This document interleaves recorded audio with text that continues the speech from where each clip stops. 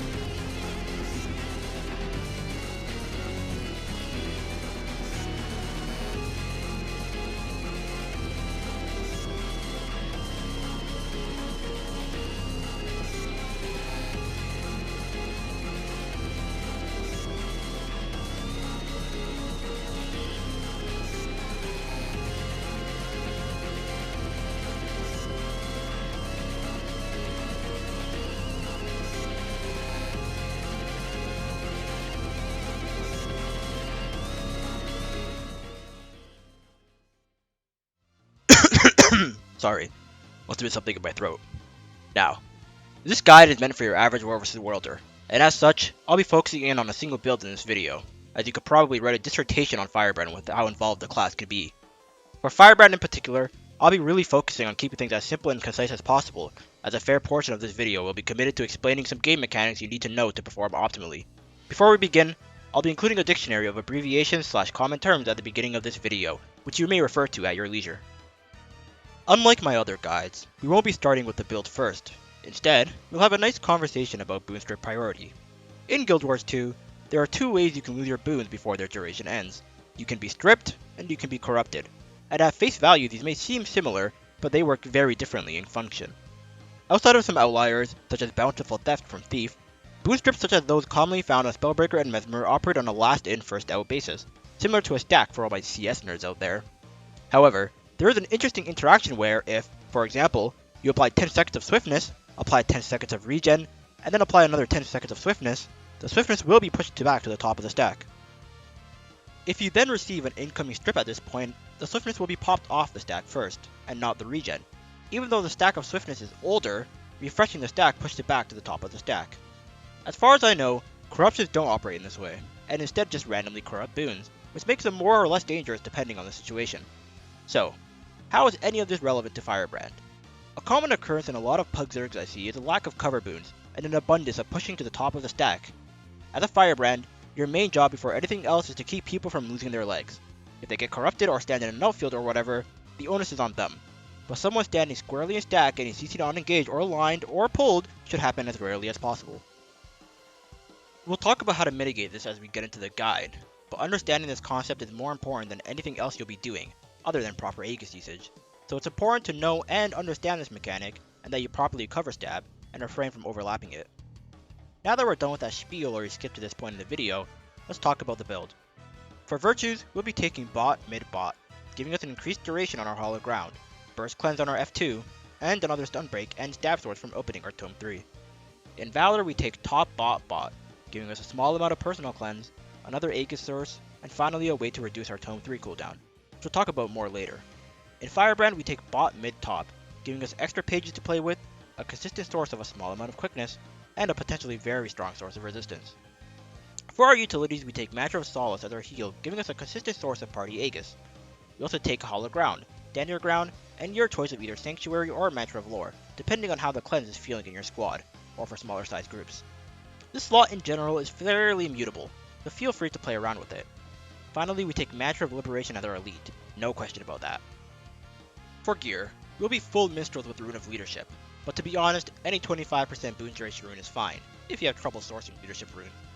The relic slot gets interesting with Firebrand, with Caracosa, Phoebe, Flock, and Relic of Resistance all being powerful options. For now, however, we will err on the side of caution and take Relic of Speed, as personal survivability is paramount while you're still learning. More often than not, if you're dead, your party will follow soon after, but feel free to experiment with the above relics once you're more comfortable. For weapons, we take Staff, Mace, Shield, with Bounty Concentration on our Staff, and Concentration Energy on our Mace Shield set.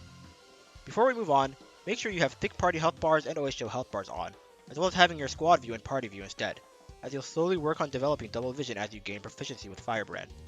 The best FB I know is able to track stab for all 5 party members out of the corner of his eye, but he's an outlier in his own right. I also highly recommend binding and learning to about face, as it'll make getting your shield 4 and mantras off on your party much more bearable. Now that all that yapping is out of the way, let's get into the gameplay. First, let's loop back to strip mechanics. So we now know that boons work in a stack format, with boon refresher pushing them back to the top of the stack. We also know that strips work on a last in first out basis, with boons at the top of the stack being removed first. What do we do with this information? We aim to cover our stab with lower priority boons every time we press our stab if possible, and we aim to press our stab early and often. If you're popping stand your ground in 600 range, people are probably already getting lined and cc'd, and if they're not, you can be sure as hell they're going to be getting their stab stripped in about 2 seconds. Get into a habit of pressing shield 4 on your party every time you press stand your ground.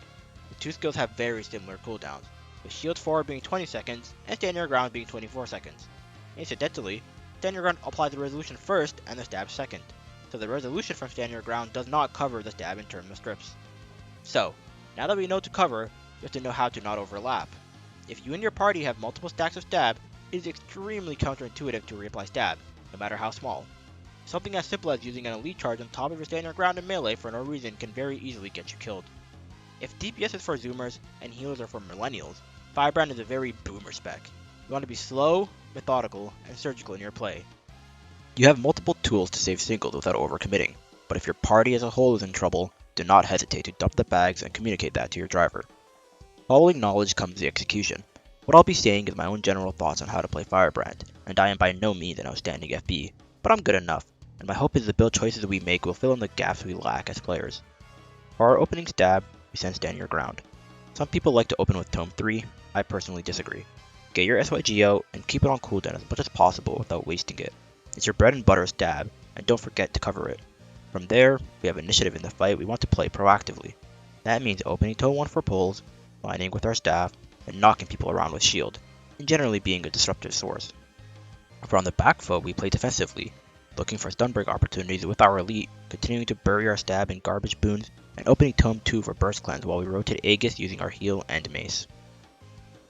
With capped boon duration, stand your ground lasts around 12 seconds, and it's around that time we want to start looking towards opening our Tome 3. Depending on your current positioning, drop a quick symbol at our feet to help cover, open our tome, drop resistance at our feet if we're currently bombing to keep weakness off your TPS. We did not pop Tome 5 yet, so without a lag there is a small gap where we lack stab that it can help cover, and once again there is no point to overlapping our stability. At this point, if you have a lag, you should find your stand your ground coming off CD right when the stab from opening Tome 3 runs out, which we simply send it again with another shield 4 to cover. From there we use hollow ground, Tome 3-5, and our elite to cover gaps in our stab while pumping Aegis to get our Tome 3 back again. Speaking of that, let's talk about Tenacious Defense, a nice little trait in Valor that returns 1 second of our Tome 3 cooldown back every time an Aegis we apply blocks an attack. This includes Aegis applied to allies, so the Aegis from May 3 for example will refund 5 seconds of your Tome 3 CD if it lands on all your allies. This allows us to massively reduce the CD of our Tome 3, and in return our Indomitable Courage from Virtues, giving us a lot more stab to play with over the course of a fight. In terms of flex play, there's 2 main things you want to be cognizant of on Firebrand. The first is stun breaking, as you have one of the most powerful kits for stun breaks in the game. Remember, stand your ground as a stun break only for yourself. If you want to stun break allies, you must use your elite or an Indomitable Courage proc. Constant camera movement is key to ensure you can spot caught allies. If someone is standing still in Africa, they're either lagging, not too bright, or they're stunned or immobed. For immob, that's another thing you can watch out for, as Firebrand has a decent amount of burst cleanse. Your Tome 2 is a 3 Condi cleanse, and your Tome 2 5 skill is a 5 Condi convert. With a decent chance to hit a mob, you should keep an eye on your party bar for locked allies, and help them if you can. Well, that's about it for this guide. I'll have a link to the build down below, and I hope this video will help enable you to be the best stat bot you can be. Now, as always, stay beautiful.